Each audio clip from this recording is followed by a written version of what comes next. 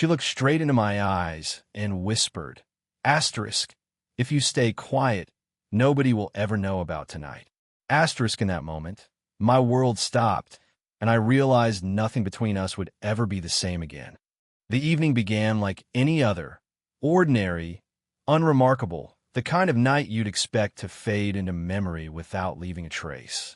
I was at a small gathering, nothing extravagant, just a few friends, neighbors, and the steady hum of conversation filling the air. The kitchen buzzed with warmth from the oven, the faint aroma of roasted herbs and garlic weaving its way through the laughter and chatter. Glasses clinked now and then, and someone in the living room had put on music soft enough to be ignored, yet present enough to paint the atmosphere. I hadn't planned on staying long. My presence was more out of politeness than excitement.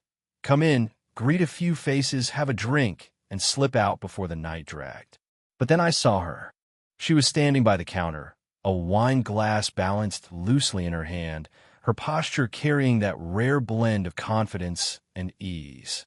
At first glance, she was simply part of the background, another guest. Yet something about her presence refused to fade into the ordinary. The lamplight behind her caught in her hair, softening its color, giving her an almost halo-like glow. Her eyes, sharp, discerning, and yet somehow tired, met mine across the room. It wasn't a long stare, not enough to draw attention from anyone else, but it lingered just enough for me to feel it. I looked away first, a small, polite escape, but the moment etched itself into me. Throughout the evening, I found myself unconsciously aware of where she stood, what she was doing. When she laughed at someone's story, I caught myself listening for the sound of her voice more than the punchline. When she moved past me to set down her empty glass, I noticed the subtle fragrance she carried, something floral, faint, elegant, like it belonged to her and no one else. I told myself I was imagining things, that it was nothing, just a passing awareness of someone who happened to stand out in a crowded room. But the truth was, the gathering felt louder when she wasn't near and quieter when she was. It was as if, in a room full of people, we were orbiting each other, waiting for gravity to decide whether to pull us closer or let us drift apart. There was no spoken invitation, no overt signal, yet I felt it, a quiet acknowledgement in the way her eyes brushed mine again as she reached for a napkin, the subtle tilt of her lips that was not quite a smile, but something softer, more private. I couldn't explain it, not then. I only knew that something had shifted. What had begun as an ordinary evening suddenly carried a weight it hadn't before, a tension threading the air invisible to everyone else but undeniable to me. And though I didn't yet know what it meant, I knew I wouldn't leave early anymore. Not tonight. The longer the evening stretched on, the more aware I became of her presence. It wasn't just that she stood out. It was the way even the smallest interactions seemed to echo louder than they should have. At one point, I reached for a serving spoon at the same time she did. Our fingers brushed, barely, just a fleeting graze of skin against skin. It should have meant nothing. But the warmth of her touch lingered like a spark that refused to fade. She withdrew her hand with a quick, polite smile, but her eyes flickered up to mine for a fraction of a second. That brief glance, that pause, held more weight than the endless conversations happening around us. Later, while she poured a glass of water, she leaned close enough that I caught the soft scent of her perfume, something delicate, like jasmine threaded through the night air. It wasn't overpowering, but it clung to memory. Even as she stepped away, I found myself breathing a little slower, as if reluctant to let go of that trace of her. She spoke to me in passing, simple things, light observations about the food, or a small joke about how crowded the kitchen felt. But her tone shifted subtly when she addressed me. Her voice softened, her laughter quieter, more personal, almost as if it were meant for me alone. I tried to answer casually, keeping my words steady, but inside, I felt a nervous thrum, a strange mix of awareness and anticipation. What unsettled me most was how ordinary it all appeared to everyone else. To them, she was just another guest, engaged in the flow of the evening. But to me, each movement, each glance carried a different weight. When she handed me a plate, her fingers grazed the inside of my palm for a moment too long. When she brushed past me to grab a napkin, her shoulder pressed lightly against mine, and neither of us stepped back as quickly as we should have. I tried to distract myself, to join conversations elsewhere, to keep my focus anywhere but her. Yet no matter where I stood, I was aware of her. My ears picked out her laughter even from across the room. My eyes, unbidden, found her silhouette framed in warm kitchen light or against the dim outline of the living room. It was subtle, almost invisible to anyone watching, but the tension between us was building, layer by layer, touch by touch, silence by silence. And though I told myself not to read into it, not to cross a line I couldn't uncross, deep down I knew something was happening. Something quiet, fragile, yet impossible to ignore. By the time the night reached its middle, I was no longer the casual guest planning to leave early. I was caught in a gravity I couldn't resist, drawn again and again toward the woman who seemed to see me differently than anyone else in the room. As the evening wore on, the house slowly began to empty in pockets. Some guests had drifted to the living room, their voices blending with the low hum of the television someone had switched on. Others were gathering coats, preparing to leave. The once crowded kitchen now felt quieter, softer, its glow dimming as the night settled deeper outside. That was when it happened. Circumstance, chance, or something more deliberate.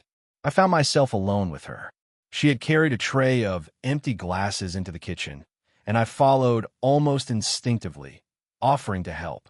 She didn't argue, just gave a small smile that barely touched her lips, but reached her eyes in a way that made the air between us feel different.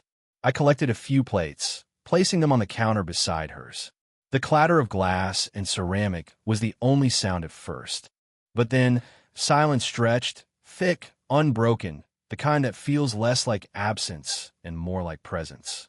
The outside world seemed to fall away. Through the window, the night pressed close, dark and calm, broken only by the faint yellow glow of a porch light and the muffled hum of crickets. Inside, the warmth of the kitchen wrapped around us, carrying with it the lingering aromas of food, the sweetness of wine, and something else, something harder to name. She spoke first, her voice lower now, stripped of the casual cheer she'd used earlier. "It's strange," she said, fingers lingering on the rim of a glass, as though she needed something to steady them. "Even in a room full of people, you can feel alone." I looked at her, startled not by the words, but by the quiet honesty in them. She wasn't making conversation. She was revealing something, a piece of herself. I nodded, not trusting myself to say too much, afraid of breaking the fragile thread she had offered me. "I know what you mean," I said softly. Her gaze met mine, steady yet vulnerable. And in that moment, I saw it.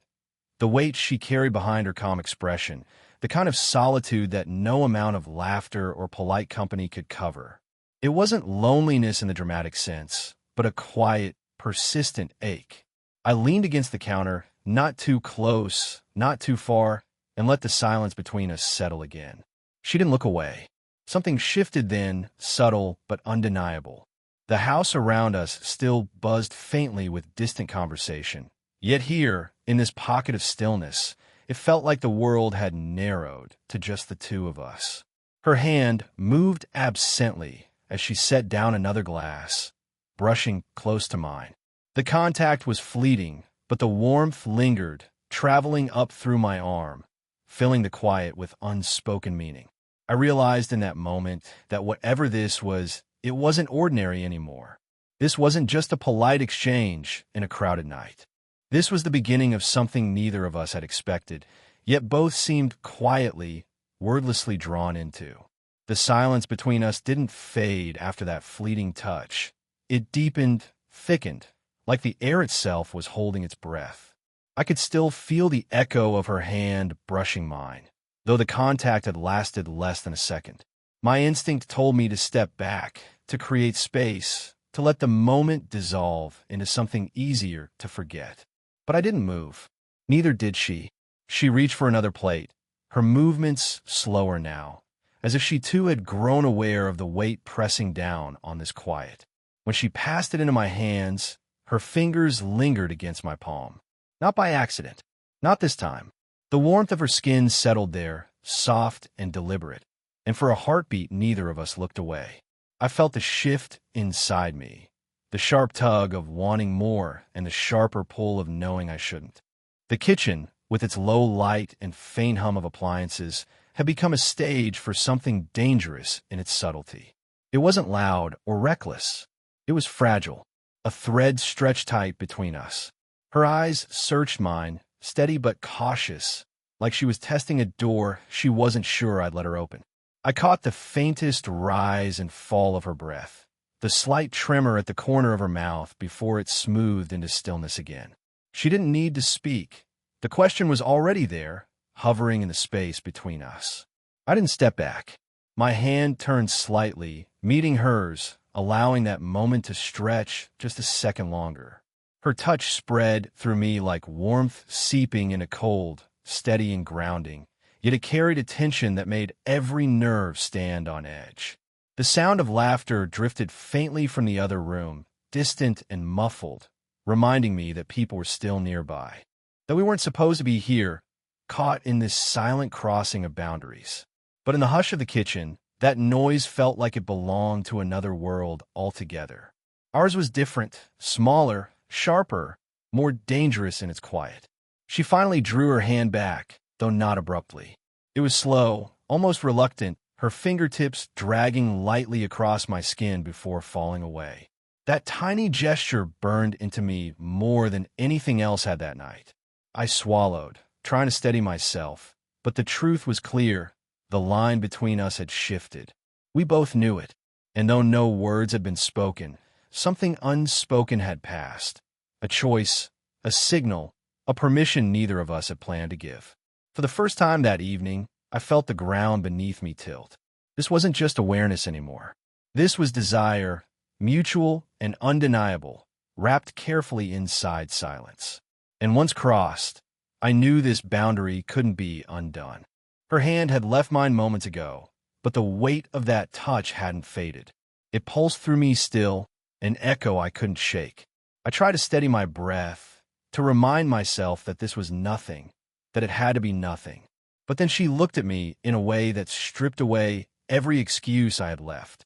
Her voice was quiet, almost fragile, though the words themselves carried the weight of something daring. "If you stay quiet," she whispered, "nobody will ever know about tonight." For a moment, everything inside me went still. Her words landed like a stone dropped into water, rippling out in every direction. My chest tightened, not from fear, not even from guilt, but from the sharp awareness that this was a turning point. I studied her face, the calm mask she wore, but behind it I saw the flicker of vulnerability.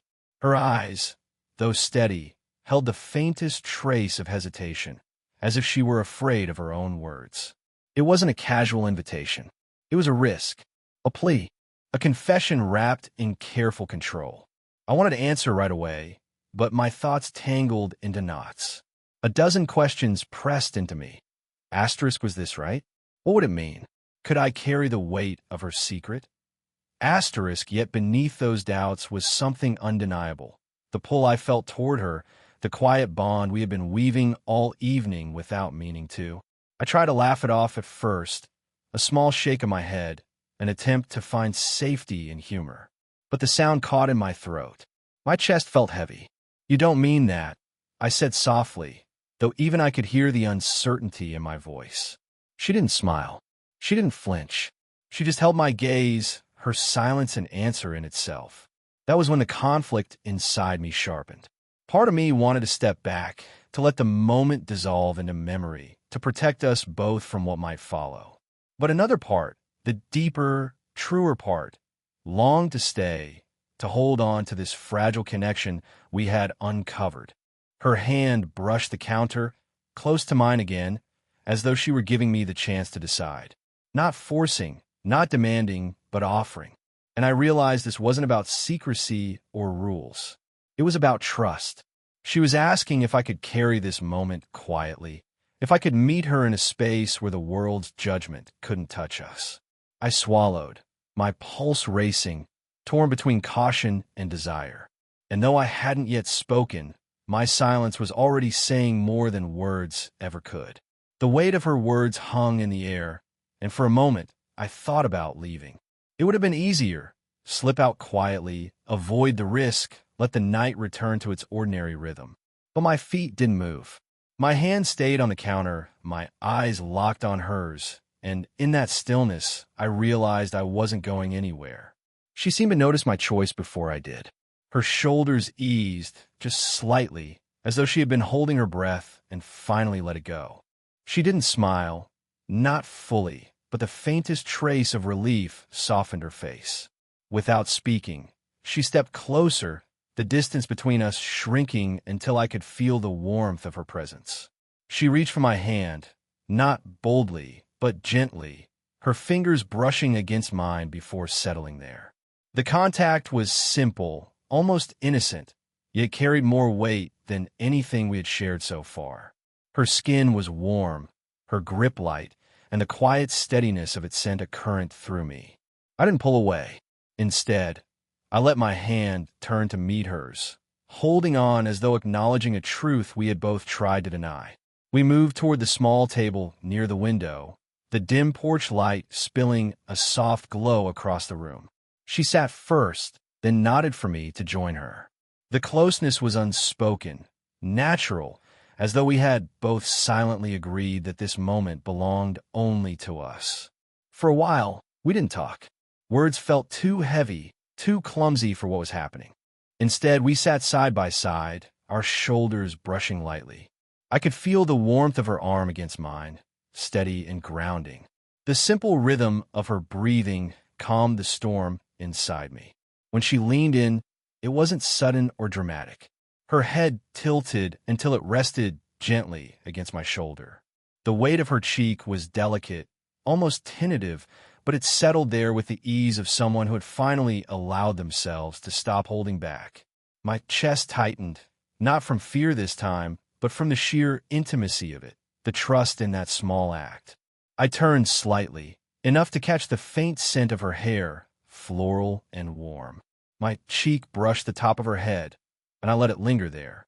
No words, no promises, just a quiet acknowledgement that I wasn't leaving, that I wanted this closeness as much as she did. After a long while, she lifted her head just enough to press a soft kiss against my cheek. It wasn't bold or demanding.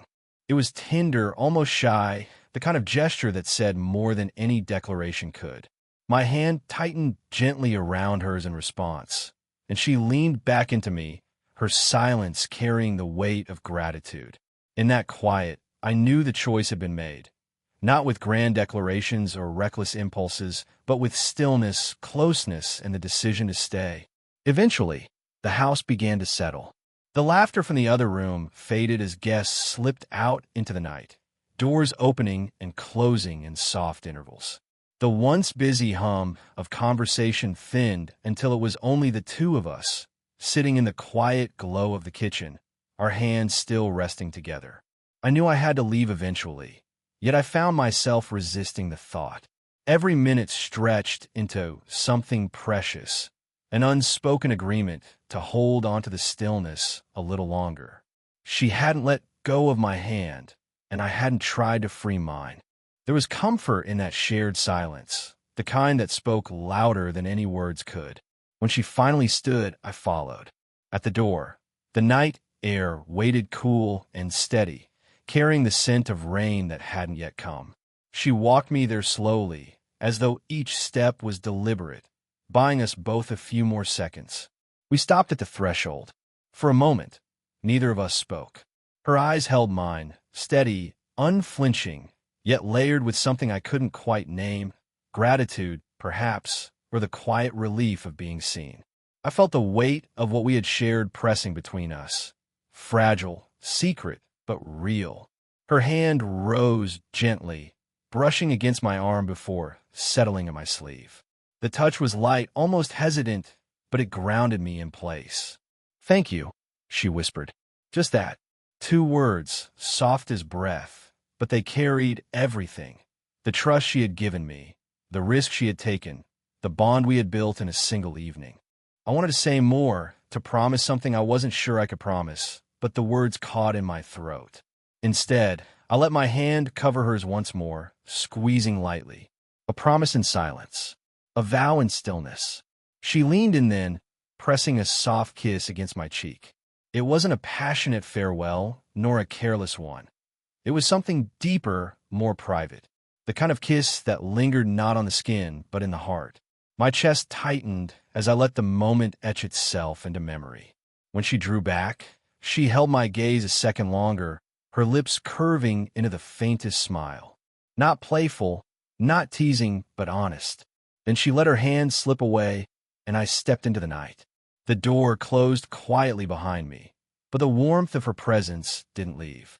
As I walked down the path, the cool night air wrapped around me, yet all I could feel was the echo of her touch, the softness of her voice, the weight of her secret words. Asterisk, if you stay quiet, nobody will ever know about tonight. Asterisk, I knew then that this night would stay with me. Not for what anyone else had seen, but for what only we had shared. A moment suspended in silence, kept alive in memory, carried quietly between us.